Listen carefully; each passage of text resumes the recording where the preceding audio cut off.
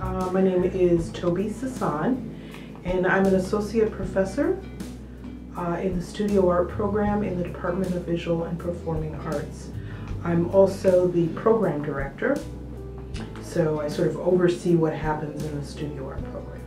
So I'm Emma Carlton. I'm planning on studying studio art, but I'm a freshman, so maybe that'll change, but pretty sure what I'm going to do. And I'm from Beverly, Massachusetts.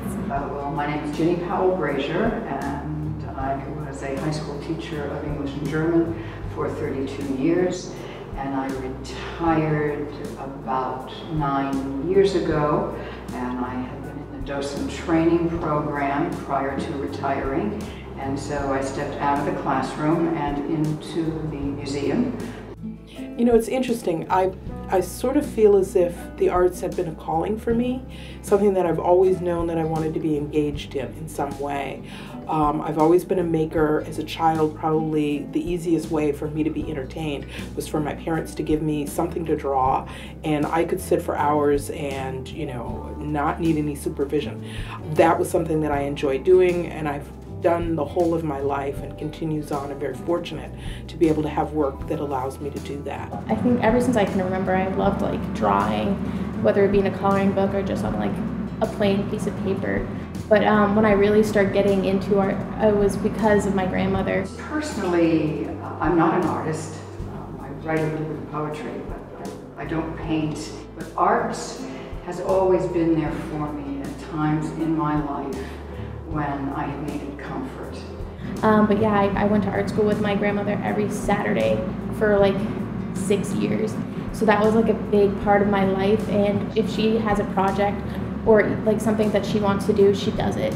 Like she wanted to learn piano, she learned piano, and I'm like really proud of her for that. I lost my dad to leukemia when I was about 16, 17 years old, and I actually used to take the bus from Holden and come to this museum, and I had a favorite gallery, and I would go in and I would just sit in the gallery and sit in the gallery, and there I could find some peace. All actions in the world are sort of innately political. Even if you think they're entirely personal, they can have a political effect in the world.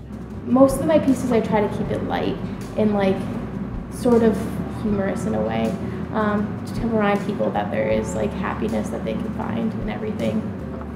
I exhibited a piece that I call Black Tears, and it arose out of the period, I would say roughly in 2013, 2014, 2015, there was so much social unrest and protest. If we think about movements like Black Lives Matter, what was happening in the world was deeply affecting me. I would be listening to the radio in my studio, and I'd be making my work, and one of those projects, Black Tears, came out of ruminating on loss of Black lives and violence done to Black bodies in public spaces. And we work with kids who are in the juvenile justice system, and some of the things they have said was that in art they find peace. In art, their opinions count when they talk about it. One girl said, when I'm with paintings, I'm not lonely. Art is a healer. It's definitely a healer. Art is a way that we understand the world.